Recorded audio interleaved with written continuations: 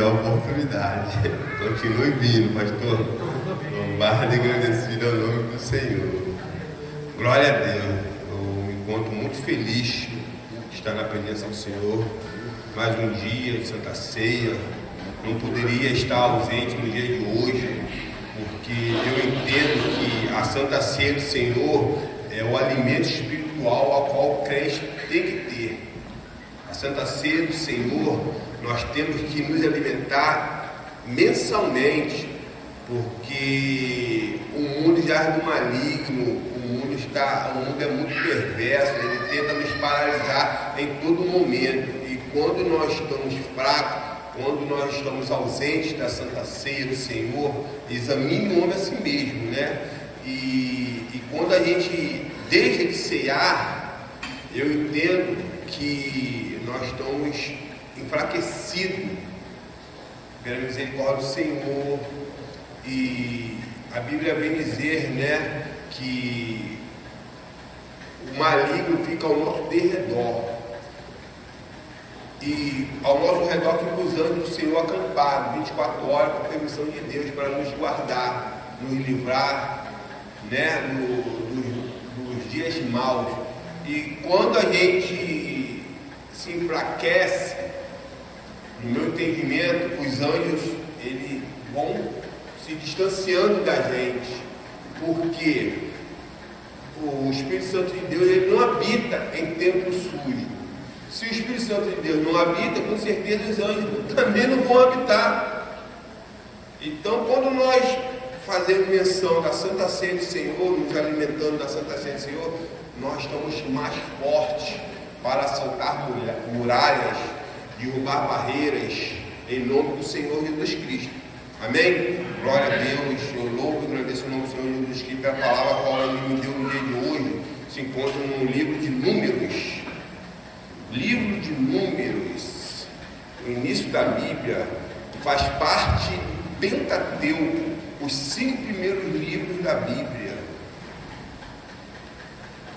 Gênesis, Êxodo, Levítico, Números e Deuteronômio. Se eu não me engano, é nessa sequência. Amém. Números, capítulo de número 23. Versículo 23. Números 23, capítulo 23, versículo 23, a qual Deus me deu no dia de hoje. Louvado e agradecido ao nome do Senhor. Que não somos nós que falamos o que está no nosso coração. É Deus que planta a semente no nosso coração para falar para o povo. Amém? E aqui mais uma vez está dizendo assim, Números capítulo 23, versículo 23: pois contra Jacó não vale encantamento, nem adivinhação contra Israel. Neste tempo seguirás de Jacó e de Israel. Que coisa Deus tem feito. Amém? Queira se assentar com essa palavra. Eu, antes de fazer menção dessa palavra, Deus já me entregou ali com a pastora Lu a respeito disso. Contra Jacó não há encantamento, contra Israel não há adivinhações. Louvado e agradecido ao nome do Senhor Jesus Cristo. Essa passagem ela vem dizer em alusão a um rei, a um profeta chamado Balaão, a qual foi separado para ser profeta de Deus. E neste quesito, neste versículo, ele não estava sendo mais ou menos profeta de Deus, mas estava profetizando o que Deus estava querendo. Olha o entendimento.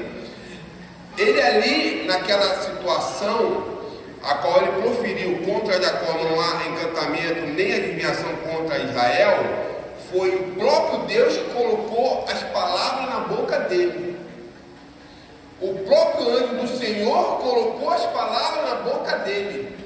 Mas neste momento ele não estava indo para profetizar a favor de Israel.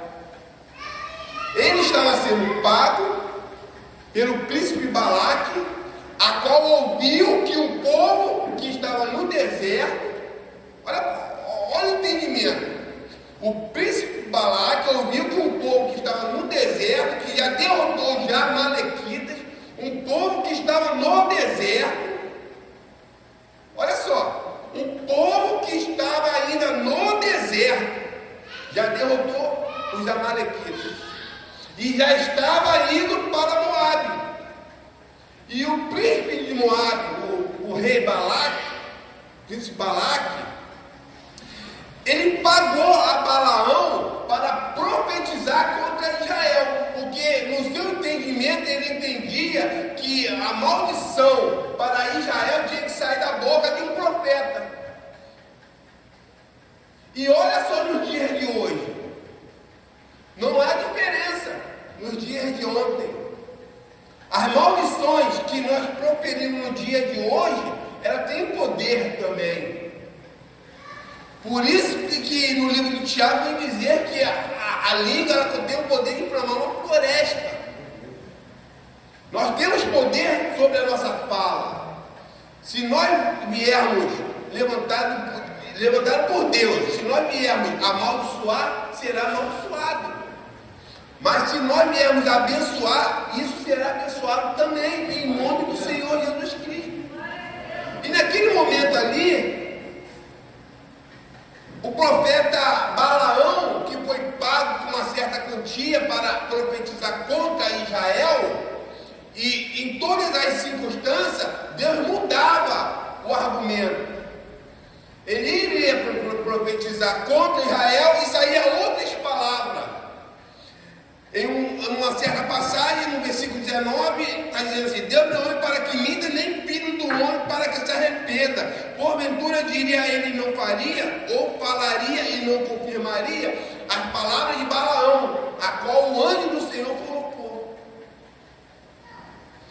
E quando somos levantados por Deus como profeta de Deus, nós temos que tirar palavras de bênção da nossa boca. Palavras de altivez. A pessoa vem e entra na casa do Senhor para receber uma palavra de socorro, uma palavra de livramento, uma palavra de escape. Aí, pela nossa não vigilância, acaba proferindo palavras que a pessoa não queria ouvir. A pessoa chega aqui abatida, cheia de triste, atemorizada com a situação do dia a dia, e nós, enviados de Deus, temos que proferir: não, vai dar certo em nome do Senhor Jesus Cristo. Já deu certo em nome do Senhor Jesus Cristo. Espera um pouquinho, que o choro de uma noite, mas a alegria vive pela manhã. As palavras. E a pessoa ela sai daqui com mais vigor. A pessoa sai daqui com mais esperança em Deus. A pessoa sai daqui com a certeza da vitória que ela vai receber, que ela recebera. Porque todos que vêm na casa do Senhor jamais saem de mão vazia. Mas quando o profeta do Senhor, levantado por Deus, ele profetiza contra as palavras do Senhor, essa profecia se acontece. Isso acontece. Por isso que nós temos que estar vigilantes. Temos que estar com uma atalaia na torre de vigia para pensar no que nós estamos falando. Porque a fala que sai da boca de um profeta, pela misericórdia do Senhor Jesus Cristo, ela tem poder. Ela tem poder para abater e tem poder para exaltar o nome do Senhor Jesus Cristo. E o príncipe Balaque, quando comprou o profeta Balaão, o profeta Balaão já estava com certeza que iria profetizar a favor do príncipe Balaque. Mas ele esqueceu que no meio de uma circunstância, no meio do caminho, sentado em uma jumenta, Deus iria fazer prova de Balaão ali. Deus iria consertar Balaão no momento a qual ele já estava sentado na jumenta, se deslocando para profetizar contra Israel, e Deus começou a interferir, e Deus começou a agir a pró de Israel, ao ponto que o anjo do Senhor aparecia para a jumenta, paralisando a jumenta, mas não aparecia para Balaão. E na terceira vez a própria jumenta falou com Balaão: eu sou teu servo desde a minha nascença, tenho te servido, por que tem me açoitado? Imediatamente abriu os olhos de Balaão e deu a entender que Deus estava intervindo naquela situação, ao ponto que o anjo falou para Balaão: profetiza o que eu te mandar, profetiza o que eu quero que você venha profetizar. E quando ele foi para profetizar, as palavras foram faladas. Contra Jacó não há encantamento, contra Israel não há feitiçaria. Mas isso só veio acontecer que Deus interviu anteriormente.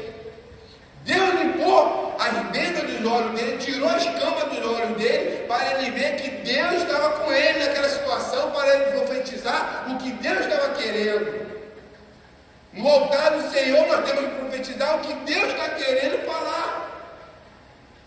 Fora do altar do Senhor, no meio do caminho, no vinhadeiro, nós temos que profetizar o que Deus quer profetizar, o que Deus quer falar para o povo. Porque somos usados no altar, amém. Somos usados lá fora também. Em qualquer parte, qualquer circunstância, Deus pode te usar. Dentro da cadeia, em uma circunstância, Paulo e Silas foram usados para o carcereiro. Paulo e Silas foram usados para aqueles carcerados. Todos eles foram soltos. Em qualquer circunstância, Deus usa. Então nós temos que estar preparados. Estamos passando por uma situação no nosso país ímpar. A corrupção está tomando conta do nosso país de uma tal forma que está tão escancarado que aqueles malfeitores, que nem precisa citar os nomes, estão tão cegos no poder que não tomou conta que contra Jacó não há macumbaria, contra Israel não há encantamento. Quando a igreja se levanta, quando a igreja clama, Deus responde. Vê só, Êxodo, capítulo de número 3, rapidinho. Olha o que está escrito, Êxodo, capítulo 3, versículo 7. E disse o Senhor: tenho visto atentamente a aflição do meu povo, do meu povo que está no Egito, e tenho ouvido o seu clamor por causa dos seus exaustores. Porque conheci as suas dores. Versículo 8. Portanto desci para livrá-lo da mão dos egípcios. A mesma forma que Deus livrou o seu povo da mão dos egípcios, naquela ocasião dos hebreus ainda estando na terra do Egito como escravo. Deus está descendo nessa terra, Deus está descendo nesta pátria e livrando o seu povo da mão dos seus exaustores, porque Ele está ouvindo o clamor do seu povo. Ele está ouvindo a aflição. E quando a igreja se levanta para clamar, quando a igreja se levanta para profetizar, Deus ouve do céu. Deus perdoa a sua terra, Deus perdoa os seus pecados. É porque o povo está clamando. O povo está tão exaustado, está tão perseguido, que eles começaram a lembrar mais uma vez que tem um Deus em Israel, tem um Deus no Brasil. O Deus que atendeu Israel é o mesmo Deus que atende o Brasil. O Deus que livrou Israel da mão dos seus exaustores, dos egípcios, é o mesmo Deus que está atendendo nós. Aparentemente, parece que nada está acontecendo na nossa nação, mas já está acontecendo sim, porque a mão do Senhor está habitando sobre essa nação. E como eu tenho dito, o próximo avivamento sairá desse país, sairá dessa nação, para impactar todas as nações, a próprio Evangelho. Mas para isso, Deus tem a necessidade de limpar a boca dos profetas. Enquanto os profetas estiverem com as bocas sujas, Deus não profetiza o que Ele quer profetizar. Isaías deixou uma grande lição. Eu vivo no meio de um povo de lábios impuros, e eu sou de impuros lábios. E Deus imediatamente, com a brasa viva do altar do Senhor, tocou nos seus lábios, e ele começou a se capacitar. Deus falou assim: quem eu posso enviar? Isaías imediatamente: envia-me a mim mesmo. Porque naquele momento ali, ele já estava praticamente puro, limpo, no nome do Senhor Jesus Cristo, para profetizar o que Deus queria. Nas nossas vidas não é diferente. Temos que nos limpar diariamente. Temos que descer a cara do oleiro diariamente, nos consagrar diariamente, porque Deus tem necessidade de nos usar, mas Ele não nos usa porque nós não estamos capacitados. Temos que diariamente nos capacitar, se separar, se consagrar, buscar a Tua palavra, para que Ele possa nos usar pelas Suas infinitas misericórdias.